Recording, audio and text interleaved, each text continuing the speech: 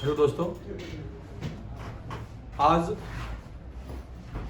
मैं आप लोगों को पॉलिटिकल साइंस जो है 12th बेस का जो बोर्ड चल रहा है अभी, उसके ऊपर जो आपका टॉपिक बच रहा है उसके ऊपर एक एक वीडियो मैं आपको बताऊंगा। और सबसे खास बात यह है कि मैं करीब 1 से 1.5 घंटे की वीडियो बनाऊंगा। इसमें पूरी जो पॉलिटिकल साइंस की जो बुक है, फर्स्ट बुक और सेकंड बुक, वो टोटली कवर करा दूंगा। इसके बाद जो नेक्स्ट वीडियो आएगी उसमें आपके जितने भी इंपॉर्टेंट क्वेश्चन है 40 क्वेश्चन आपको दे दूंगा। अगर आप वो 40 क्वेश्चन तरीके से अगर आप पढ़ते हैं और उसके आंसर करते हैं तो शायद 40 में से आपके जितने भी क्वेश्चन आने वाले हैं बोर्ड में वो 27 to 27 क्वेश्चन आपको देखने को मिलेंगे। ये जो टॉपिक आपका आज का है वो आपका है यूएनओ का। आपके फर्स्ट बुक में एक चैप्टर आपका है अंतर्राष्ट्रीय संगठन, जो कि बहुत ही महत्वपूर्ण होता है बोर्ड के लिए। और बोर्ड से इसमें एक क्वेश्चन आपके या 2 क्वेश्चन आपके बनते हैं। मिनिमम आपके 6 मार्क्स क्वेश्चन जो है इससे उठ जाता है। बहुत से बच्चे इसको लाइन वाइज पढ़ते हैं और इसके चीज़ों को समझ नहीं पाते। इस कारण से क्या होता है, बच्चों को दिक्कतें आती है टॉपिक क्लियर करने में और लिखने में। अभी आपका एग्जाम जो है पॉलिटिकल साइंस का लगभग 1 मंथ का टाइम अभी है।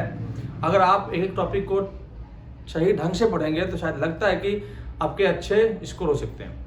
तो आपका टॉपिक आपका है अंतर्राष्ट्रीय संगठन। लिखने का ही प्रयास करेंगे आपका। अंतर्राष्ट्रीय संगठन की बात करते हैं तो अंतर्राष्ट्रीय संगठन में हम देखते हैं कि ये अंतर्राष्ट्रीय संगठन है क्या। सबसे पहली बात होती है कि ये है क्या।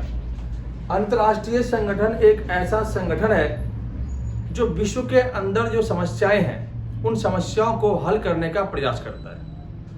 उन समस्याओं को हल करने के बाद विश्व में शांति कायम करने का प्रयास करता है। दुनिया में 2 बार वर्ल्ड वॉर हो चुका है। आपको बता दें कि 1914 से 1918 तक आपका प्रथम विश्व युद्ध चला था। प्रथम विश्व युद्ध, इसे फर्स्ट वर्ल्ड वॉर कहते हैं। प्रथम विश्व युद्ध चला था। सेकेंड की बात करते हैं तो 1939 से लेकर के 1945 तक आपका दूसरा विश्व युद्ध चला था। दूसरा विश्व युद्ध। इन दोनों विश्व युद्ध के कारण दुनिया में भारी विनाश का सामना करना पड़ा। दुनिया में बहुत तबाही मची थी, कई करोड़ लोग मारे गए थे। इसी विनाश को देखते हुए सबसे पहली बार 1914 में फर्स्ट वर्ल्ड वॉर के खत्म करने के बाद हम देखते हैं कि लीग ऑफ नेशन की स्थापना हुई। और लीग ऑफ नेशन का काम था कि दुनिया के अंदर जो समस्याएं चल रही है उन समस्याओं को शांतिपूर्ण तरीके से हल करना था। लेकिन लीग ऑफ नेशन 1939 में जब सेकेंड वर्ल्ड वॉर स्टार्ट हो गया तो इसमें विफल रह गया, जिस कारण से लीग ऑफ नेशन को वहां पे खत्म कर दिया गया। 1945 में दूसरा विश्व युद्ध अंत होता है जापान के ऊपर न्यूक्लियर वेपन गिरा करके। इसके बाद अमेरिका जैसे विकसित देशों का मानना था कि अब दुनिया में एक ऐसा संगठन बनाया जाए जो बिल्कुल निष्पक्ष रहे और किसी के फेवर में काम ना करे। इसके लिए एक ऐसा संगठन बनाया जाए जो विश्व के अंदर तीसरे वर्ल्ड वॉर को ना होने दे और विश्व को परमाणु युद्ध से बचाए रखे। इसके लिए अमेरिकी जो राष्ट्रपति थे उन्होंने सिग्नेचर किया और सोवियत संघ के नेता था जितने भी देश, जितने विकसित देश थे, उन्होंने इस पे सहमति जताई। इसके बाद हम देखते हैं कि 1945 में 24 अक्टूबर 1945 को यूएनओ एस्टैब्लिश हुआ। यूएनओ की स्थापना हुई। यूएनओ के अंदर 5 ऐसे देश बनाए गए जो परमानेंट हैं। अभी उनको वीटो पावर मिला हुआ है और ये देश जो है वीटो को यूज करके दुनिया के अंदर जो समस्या है उनको हल करने का प्रयास करता है। वीटो का मतलब है कि अगर कोई भी कानून यूएनओ में पास होता है तो 5 देशों की सहमति होनी जरूरी है। अगर 5 में से एक भी इनकार कर दिया उस वीटो से तो शायद वो वीटो पास नहीं होगा। ये सब चीज देखते हुए हम आगे बढ़ते हैं और देखते हैं कि यूएनओ अर्थात अंतर्राष्ट्रीय संगठन दुनिया में काम कैसे करता है। यूएनओ किस प्रकार से अपने ऑर्गेनाइजेशन के तहत जो है दुनिया में आज शांति को बनाए रखा है, उन चीजों को हम देखते हैं। तो समझ में आ गई बात कि अंतर्राष्ट्रीय संगठन आखिर में है क्या और यूएनओ किस प्रकार से काम करता है, वो आपको मैं बताता हूं। सबसे पहली बात ये कि यूएनओ का पूरा नाम है united nation organization. United nation organization अर्थात यूएनओ। जिसे हम हिंदी में कहते हैं संयुक्त राष्ट्र संघ। इसकी स्थापना 24 अक्टूबर 1945 को हुई थी। ठीक, इसके प्रमुख 6 अंग थे। 6 अंग की बात करते हैं, 6 अंग, 6 ऑर्गन हुए इसके। इन 6 अंग के अलग अलग कार्य हैं। कई बार एग्जाम में सीधे सीधे क्वेश्चन पूछा जाता है कि यूएनओ के प्रमुख 6 अंगों का वर्णन करें। फर्स्ट अंग जो है आपका, वो है आपका महासभा।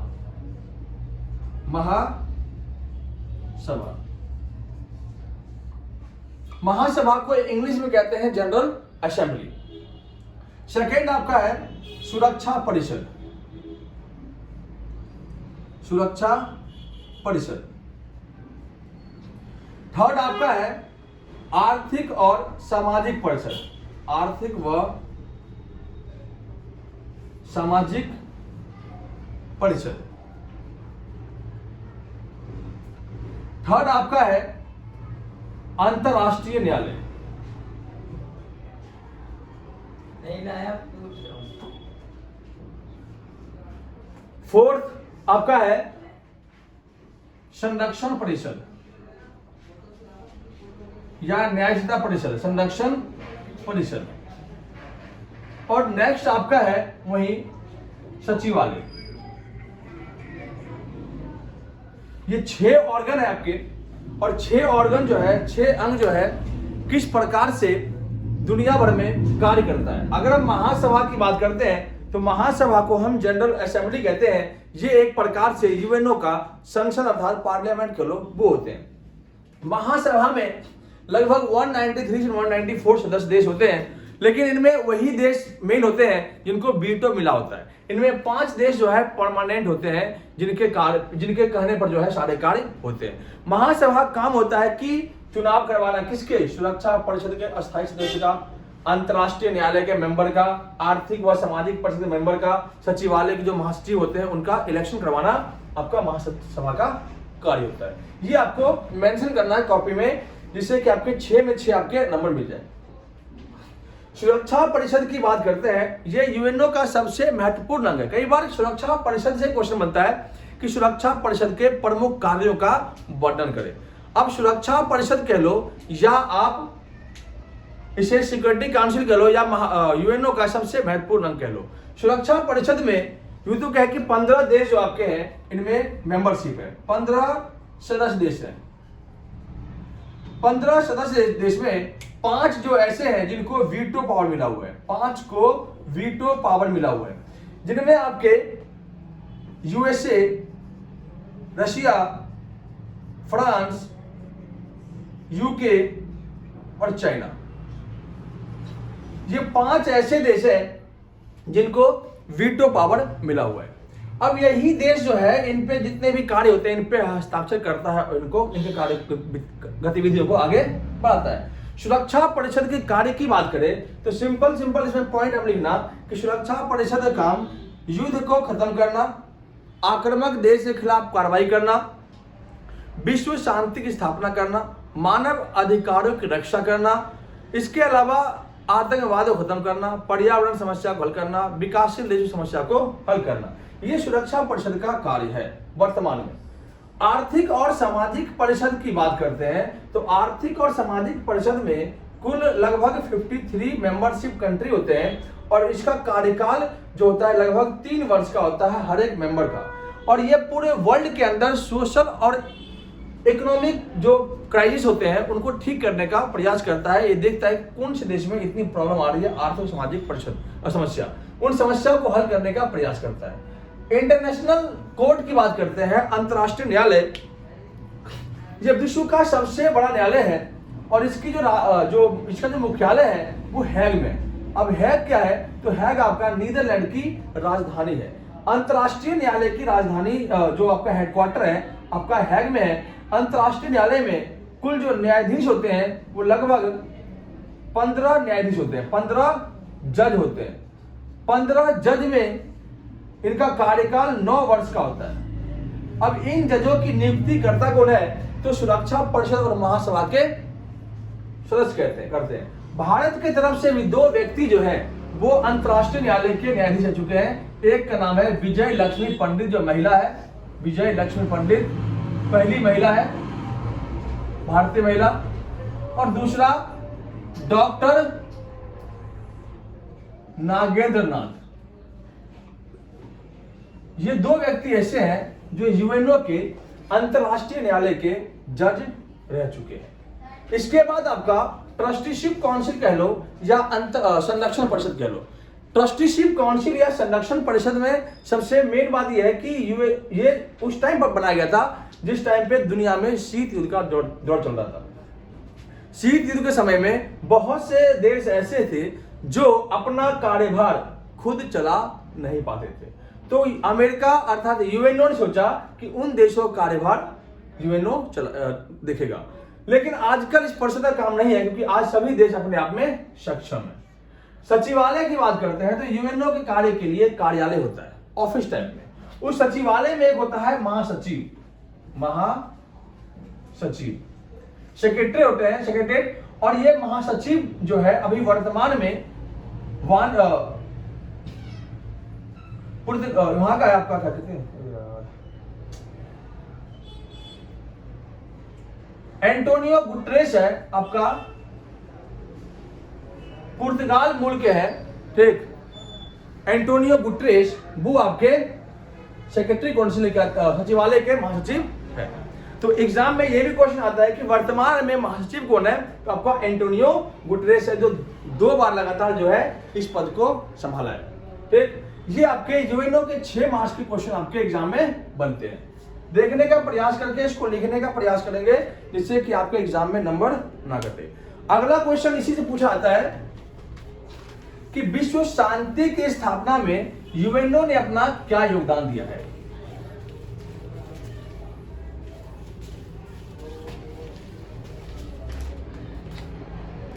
क्वेश्चन आपका है विश्व शांति की स्थापना में, विश्व शांति में यूएनओ का योगदान, ये आपका क्वेश्चन बनता है। और इसके आंसर की बात करें तो विश्व शांति की स्थापना में यूएनओ का बहुत ही महत्वपूर्ण योगदान रहा है। जैसे कि देखते हैं कि विश्व शांति में यूएनओ ने सबसे पहला जो योगदान दिया वो दिया आपका शीत युद्ध की समाप्ति की, शीत युद्ध को समाप्त किया।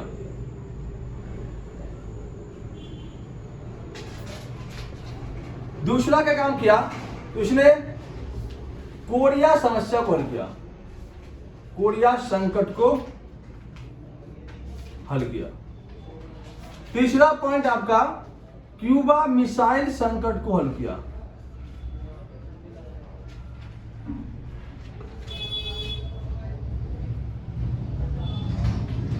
संकट को हल किया। आगे क्या किया इसने, तो अफगान संकट को खत्म किया।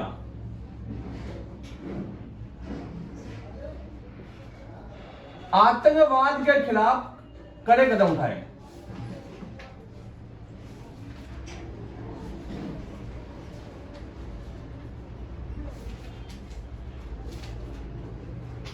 कठोर कदम। ये पॉइंट आप लोगों को याद होना चाहिए। शीत युद्ध की समाप्ति में यूएनओ का योगदान इसलिए रहा क्योंकि 1945 से 1990 तक दुनिया में अमेरिका और सोवियत संघ के बीच चला शीत युद्ध काफी ज्यादा खतरनाक रहा। इस युद्ध को खत्म करने में यूएनओ का काफी अहम योगदान रहा है। कोरिया संकट की बात करें तो कोरिया जो है वो जापान का ही एक हिस्सा था। जापान से अलग होकर के 2 कोरिया बन गया, आपका नॉर्थ कोरिया और साउथ कोरिया। जो नॉर्थ कोरिया था वो यूएसए के समर्थन में था, जबकि साउथ कोरिया आपके यूएसएसआर के, नॉर्थ कोरिया आपके यूएसएसआर के समर्थन में और साउथ कोरिया आपके यूएसए के समर्थन में था। जो नॉर्थ कोरिया था उसने साउथ कोरिया के ऊपर अटैक कर दिया रशिया कहने पर। तो रशिया कहना जब अटैक किया तो साउथ कोरिया ने भी अमेरिका कहने पर क्या किया, नॉर्थ कोरिया पर अटैक करने का प्रयास किया। उधर से अमेरिका ने अपने सैनिक भेज दिए कहां पे, साउथ कोरिया में, और वहां से नॉर्थ कोरिया और रशिया के सैनिकों को भगा दिया। इसी बीच दुनिया में लगने लगा कि सोवियत संघ और अमेरिका आमने सामने आने वाले हैं। इन बीच जो है दोनों की भी संधि हुई और कोरिया समस्या को हल करने का प्रयास किया। अगर ये समस्या हल नहीं होती तो थर्ड वर्ल्ड वॉर दोबारा हो जाता। क्यूबा मिसाइल संकट एक बहुत बड़ा संकट था जो 1962 में हुआ था, और इस संकट को भी यूएनओ ने खत्म करने में अहम योगदान दिया। 1970 में भी अफगान संकट आया, और इस अफगान संकट से भी थर्ड वर्ल्ड वॉर होने वाला था, लेकिन ये भी रोक दिया। आतंकवाद के खिलाफ कठोर कदम, दुनिया में सबसे बड़ी प्रॉब्लम ये थी आतंकवाद की। आतंकवाद को खत्म करने में यूएनओ का काफी अहम योगदान रहा है। ये आपके पॉइंट टू पॉइंट आपके आंसर है, इनको आपको याद करने हैं। अगले आपके जो क्वेश्चन है वो आप देखिए।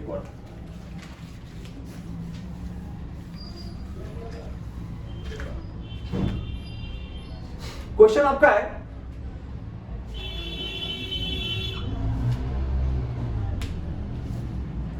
यूएनओ में स्थायी सदस्यता लेने के लिए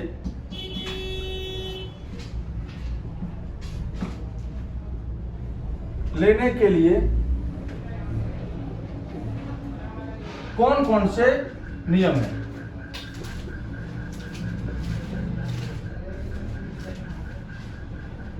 यूएनओ में स्थायी सदस्यता लेने के लिए कई सारे नियम को लाया गया है। नंबर 1, वह देश लोकतांत्रिक देश हो। नंबर 2, आर्थिक स्थिति अच्छी हो।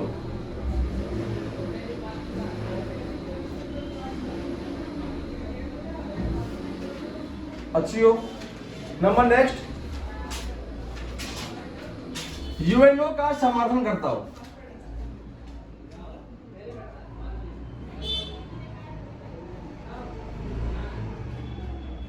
जनसंख्या अच्छा खासा हो। जनसंख्या के मामले में अच्छा स्थान रखता हो। मानव अधिकारों की रक्षा करता हो।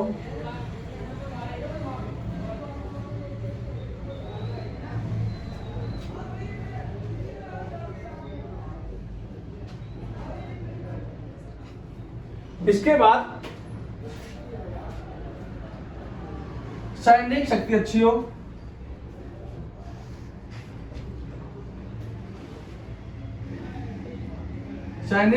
हो। ये आपके यूएनओ में स्थायी सदस्यता लेने के लिए कुछ मानदंड है। भारत जो है क्या यूएनओ में स्थायी सदस्यता लेने के लिए हकदार है? तो हाँ है, क्योंकि भारत एक लोकतांत्रिक देश है। भारत की आर्थिक स्थिति काफी अच्छी है। भारत यूएनओ का समर्थन देता है। जनसंख्या के मामले में भारत दूसरे स्थान पे है। मानव अधिकारों की रक्षा करता है भारत। सैनिक स्थिति में भारत तीसरे नंबर पे है। तो हम देखते हैं कि ऑलमोस्ट भारत को जो है यूएनओ में स्थायी सदस्यता मिलनी चाहिए। इसके अलावा छोटे मोटे कुछ पॉइंट है। ये 3 क्वेश्चन आपके लिए काफी ज्यादा ही अहम लगता है इस चैप्टर से, ठीक। और इन 3 में से आपको एक क्वेश्चन आपको जरूर देखने को मिलेगा पेपर में। इसके बाद क्वेश्चन आता है कि अंतरराष्ट्रीय मानव अधिकार आयोग की स्थापना कभी? मानव अधिकार आयोग की स्थापना, मानव अधिकार आयोग की स्थापना 10 दिसंबर 1948 को हुई थी, ठीक। इसके लिए 2 प्रकार के स्वयंसेवी संगठन बनाए गए। एक आपका एमनेस्टी इंटरनेशनल और दूसरा ह्यूमन राइट्स वॉच कमीशन।